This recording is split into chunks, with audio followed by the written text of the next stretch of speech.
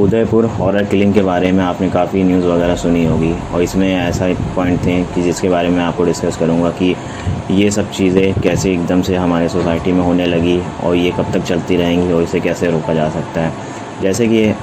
Udaipur incident में हम लोगों ने देखा कि कैसे एक कन्हैया लाल जो एक टेलर थे उनकी शॉप पे दो लोग जाते हैं, जिनमें से एक का नाम रियाज़ रहता है और दूसरे का नाम मोहम्मद गौस, जिसमें से मोहम्मद गौस वीडियो शूट कर रहा होता है और रियाज़ कन्हैया लाल के ऊपर अटैक कर देता है और उनकी गर्दन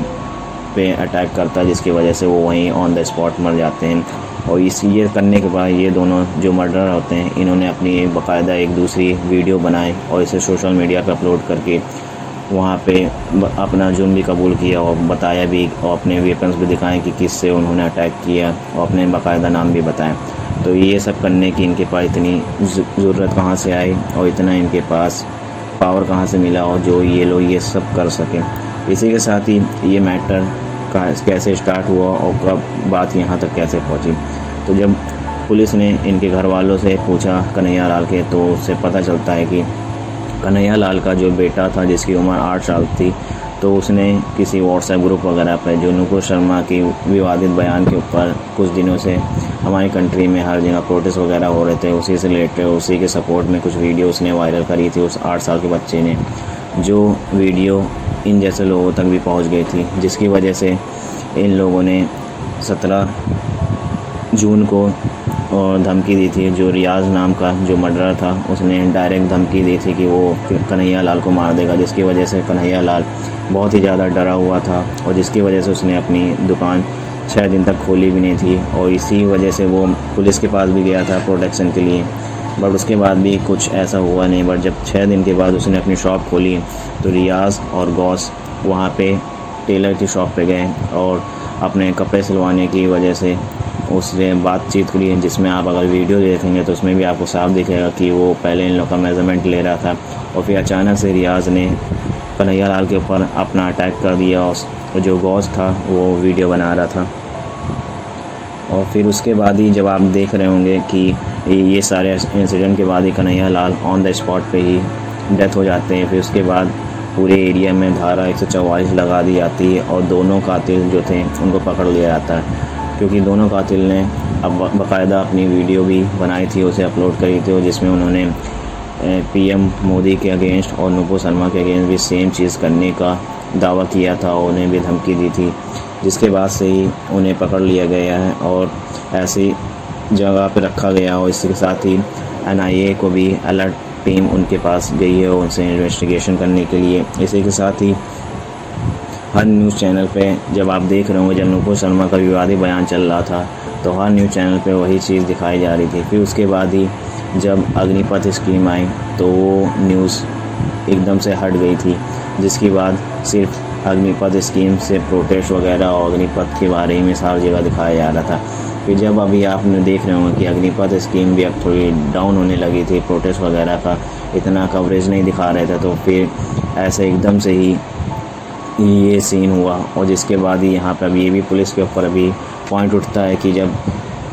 रियाज़ ने अपनी वीडियो पहले ही अपलोड करके धमकी दी थी कि वो कन्हैया लाल को मार देगा, तो फिर इसके बाद भी क्यों एक्शन नहीं लिया गया और उसके बाद भी ऐसा या फिर जानबूझ के होने दिया गया, क्योंकि फिर जो नुपुर शर्मा का जो केस और विवाद चल रहा था उसको हवा देने के लिए, या फिर ये सिर्फ पुलिस डिपार्टमेंट की ही गलती है। इसी के साथ ही अगर आप 2017 का एक केस देखें जिसमें शंभूलाल वैगर ने एक मुस्लिम जो एक लेबर था उसको अपने पास बुलाया है काम पे, फिर उसके बाद वो उसके ऊपर अटैक करता है, उसे मारता है और फिर जला देता है और फिर यहाँ पे वो ये दिखाता है कि लव जिहाद करने वालों को ऐसी सज़ा मिलेगी, जिसकी वजह से लोगों में आज ही जैसे उदयपुर के इंसिडेंट के बाद लोगों में गुस्सा है और लोग प्रोटेस्ट कर रहे हैं या फिर अपना गुस्सा दिखा रहे हैं। उस टाइम भी जो मुस्लिम कम्युनिटी थी उन लोगों में भी उसी बात से गुस्सा था और फिर क्योंकि उसने भी ये वीडियो FB पर लाइव होके शो करी थी और जिसमें उसने एक मुस्लिम लेबर को मारा था। इसी के साथ ही शंभूलाल वैगर को कुछ एक्शन भी नहीं लिया गया था। उसके बाद भी सुनने में आ रहा था 2019 में उसे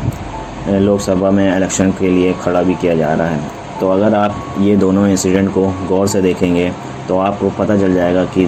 दोनों तरफ सेम माइंड प्रोग्रामिंग की जा रही है और दोनों तरफ के लोगों को सेम ही तरह से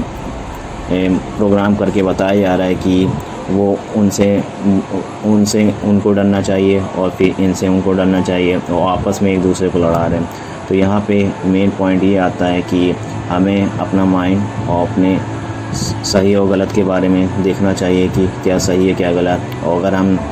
आपस में ही लड़ते रहेंगे और फिर ये सोचेंगे नहीं कि ये सब कैसे हो रहा है, और क्योंकि यहाँ पे गवर्नमेंट भी कभी भी कुछ भी कर सकती है और किसी को भी किसी के अगेंस्ट भी करने के लिए और फिर आपस में लड़ाने के लिए अपना एजेंडा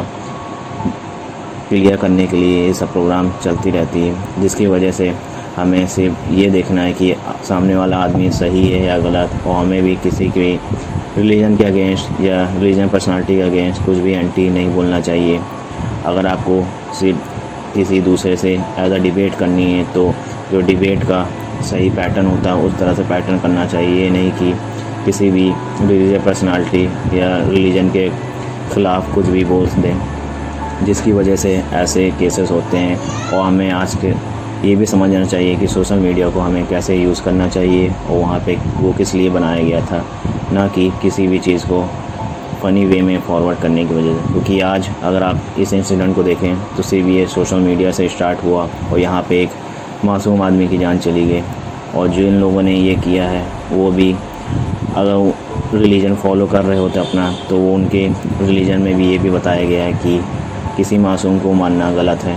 तो अगर उन्होंने रिलीजन के लिए ये किया है तो ये भी वैलिड है ही नहीं, क्योंकि जिस रिलीजन को वो फॉलो कर रहे हैं उसमें ऐसा करना गलत है।